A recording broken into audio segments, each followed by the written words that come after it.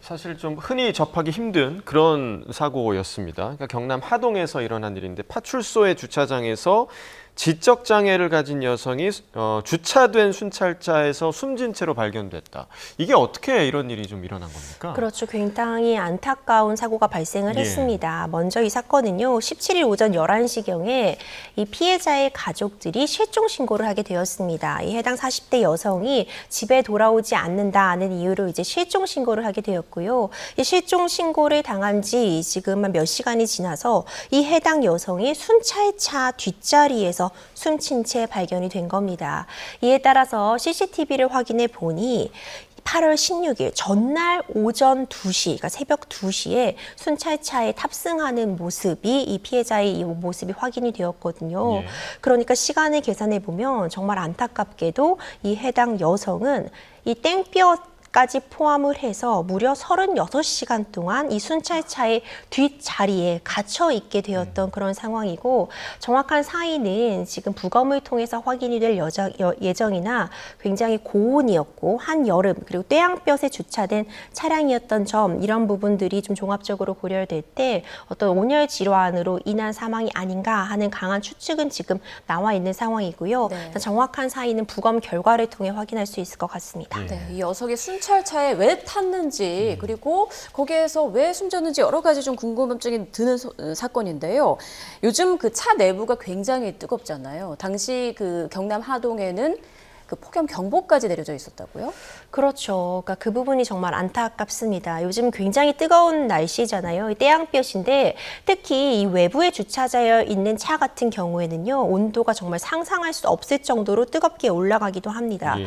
그런데 이렇게 태양볕 아래에 놓여 있는 차에 장기간 본인이 방치가 되어 있었고 지금 나올 수가 없는 상황에서 갇혀져 있었기 때문에 이런 안타까운 사망이라는 결과가 발생이 된 것으로 보이고요. 예. 안타깝게도 이게 지금 순찰차잖아요. 경찰차, 순찰차의 경우에는 뒷자리에서 보통 범죄 혐의자 등을 이제 태우고 주행을 하기 때문에 안에서 문이 열리게 되면은 도주의 위험성이 있게 되니까 예. 이 승합차의 뒷자리에는 아예 문 고리가 없는 것으로 전해지고 있습니다.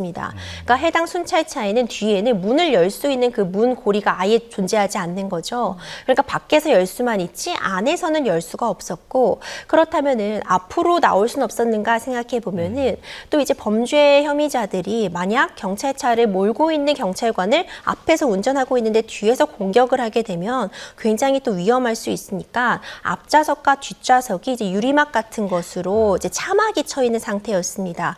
그러니까 뭐 클락션을 울린다거나 아니면 앞자리로 넘어갈 수가 없게 아예 차가 막혀 있는 상태였어서 정말 어떤 손쓸도리가 없었다고 평가할 수밖에 없을 것 같고요. 굉장히 안타까운 상황입니다. 네, 그러니까 자력으로 들어갈 수는 있지만 자력으로 나올 수는 없었던 그런 상황이었는데 그런데 그렇다면 어떻게 들어갈 수 있었는가? 그러니까 이 순찰차가 열려 있었다는 뜻이잖아요. 그것도 좀 문제가 아닌가요? 그렇죠. 그 예. 부분이 참 안타깝습니다. 예. 그러니까 이것이 굉장히 위험할 수밖에 없는 게 외부에서만 문을 열 수 있는 구조라고 설명을 드렸잖아요. 그러니까 순찰차라면 당연히 그래야겠죠. 안에서 뒷자리의 경우에는 문을 안에서 열지 못하도록 하는 것 자체가 문제인 것은 아닌데 기본적으로 그렇다면은 지금 운행 중이지 않은 순찰차는 문이 잠겨 있었어야 됐는데 지금 이것이 잠겨 있지 않았고 그러니까 문이 외부에서 그냥 열릴 수 있었고 닫혀버리고 나면은 이제 열 방법이 없었던 그런 상황인 것으로 좀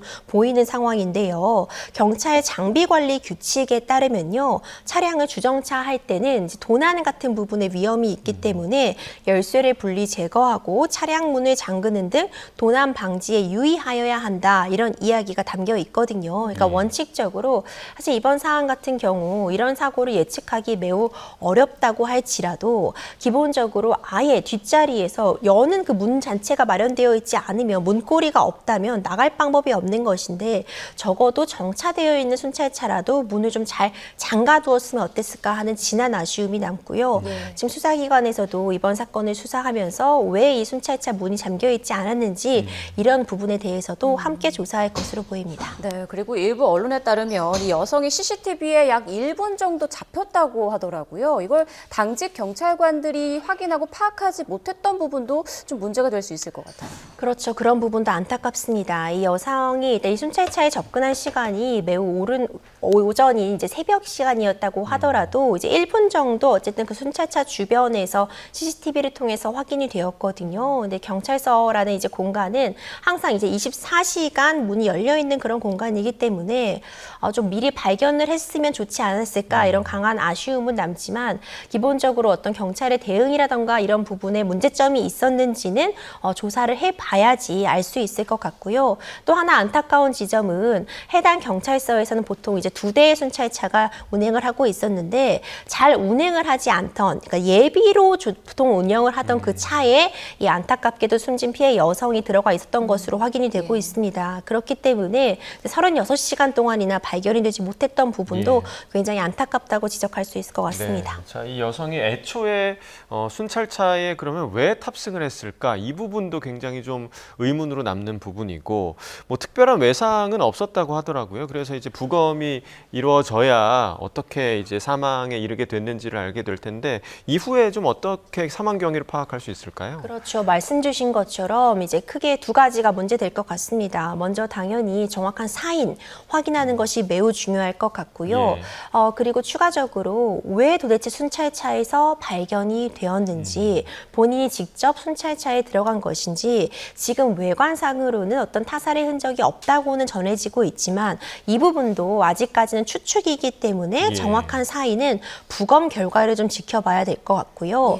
부검 결과에 따라서 만약 어떤 그런 온열 질환으로 인한 사망이 맞다면 왜 그렇게 탑승을 하게 되었는지 이 부분 확인하는 것이 매우 중요할 것 같고, 만에 하나 다른 원인에 의한 사망이라고 한다면은 그 과정에 대해서는 더욱 철저한 조사가 필요해 보입니다. 네.